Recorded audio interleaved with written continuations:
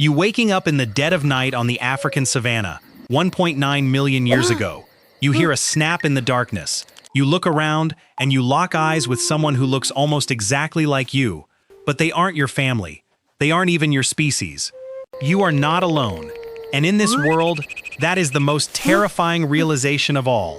Today, Homo sapiens rule the planet in absolute isolation. We are the last ones standing. But roll the clock back 1.9 million years, and the Earth was completely different. The cradle of humanity was a crowded, chaotic battlefield. At least 3 entirely different human species walked the exact same soil, drank from the exact same water sources, and hid from the exact same nightmares. How did they share this space without annihilating each other? And more importantly, when the climate turned into a biological meat grinder, why did only one lineage survive while the others were erased from the fossil record forever? To understand this, we have to look at the cast of characters. Let's start with the heavy hitter, Paranthropus boisei. Paleontologists sometimes call them the Nutcracker Man, and for good reason. Just look at this skull. Boisei represents an extreme evolutionary bet.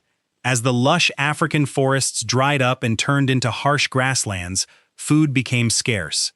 Boisei's biology took a highly specialized path. They developed colossal jaw muscles, so large they attached to a bony crest on top of their skulls, much like a modern gorilla. Their teeth were like flattened coins, designed for grinding low-nutrition, highly abrasive foods like tubers, roots, and tough savanna grasses.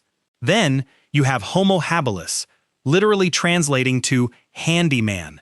They didn't have the biological hardware of boisei.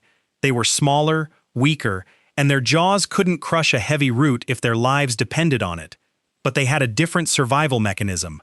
Habilis started doing something revolutionary. They outsourced their digestion to rocks. By striking stones together to create sharp flakes, they could slice through tough hides and smash open bones to access the calorie-dense marrow inside. It was a biological cheat code. And then, there was the anomaly. The rule breaker. Homo erectus. If you saw an erectus walking down the street today from a distance, you might just think it was a modern human.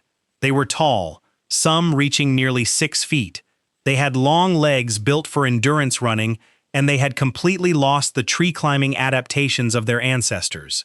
But their most dangerous weapon wasn't their legs, it was inside their skull.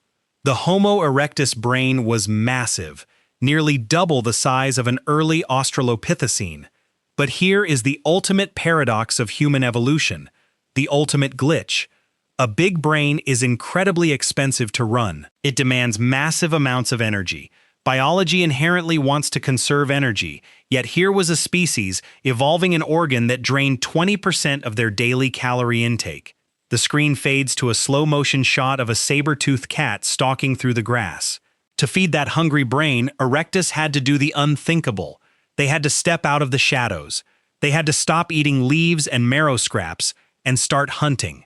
But in a world ruled by apex predators, stepping out into the open savanna wasn't just brave, it was a death sentence. Because 1.9 million years ago, humans were not the hunters. We were the hunted. The African savanna was patrolled by monsters that make today's lions look like house cats. Enter Meganterion, a heavily muscled saber-toothed cat built entirely for ambush. They didn't chase you down, they dropped from the trees, sinking teeth the size of butcher knives into the neck. Then there was Crocata, the giant hyena. These creatures possessed jaw strength, capable of shattering an elephant's femur with a single bite. If a giant hyena caught an early human, there wouldn't even be bones left to fossilize. And lurking near the water sources, the exact places where our ancestors had to go every single day, was Crocodilus anthropophagus. The name literally translates to the human-eating crocodile.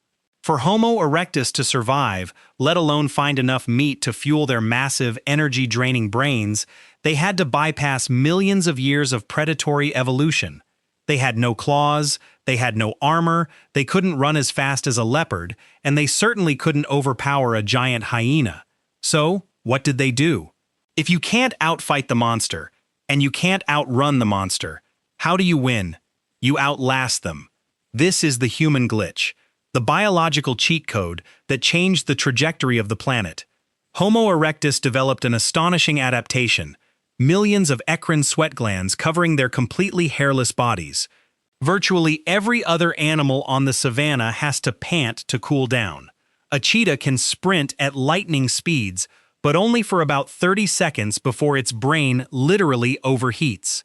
But erectus? They could sweat while moving. This unlocked a terrifying new hunting strategy: persistence hunting. Homo erectus didn't need to be faster than their prey.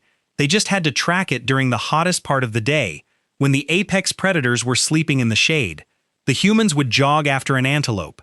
The animal would sprint away, getting exhausted and overheating. Just as it stopped to catch its breath, the humans would appear over the ridge, jogging, relentless. For hours, sometimes days, they would follow, until the animal simply collapsed from heat stroke. It wasn't a battle of strength. It was the psychological terror of the slow, unstoppable pursuit. We were the terminators of the prehistoric world. Call to action, seamlessly integrated. If you're fascinated by the brutal reality of our ancient past, make sure to hit the subscribe button right now.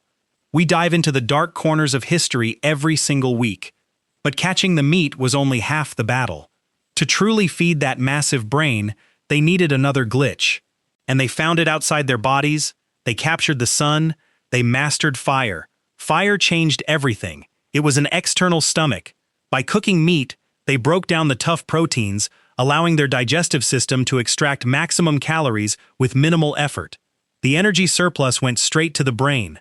Fire also pushed the nightmares back into the dark. For the first time in Earth's history, a creature could sit on the ground at night and not be eaten. Fire forced them to sit together, to communicate, to share the food, and to forge the complex social bonds that would become the foundation of society. The ultimate test came when the climate shifted violently once again. The savanna dried up further. The tough roots and tubers that Paranthropus boisei relied on vanished. Their massive jaws and specialized teeth were useless. They had bet everything on one food source, and when it disappeared, so did they. They starved into extinction.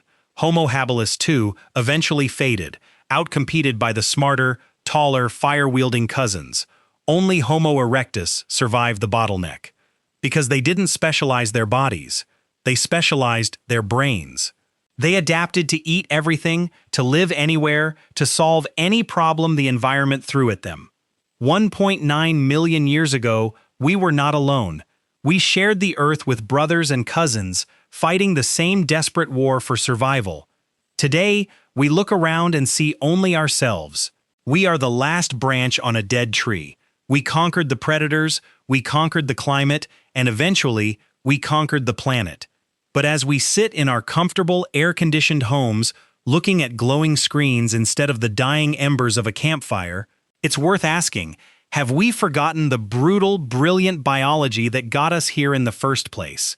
Tell me in the comments below, if you were dropped onto the savanna 1.9 million years ago, what is the first thing you would do to survive? Until next time, keep questioning everything.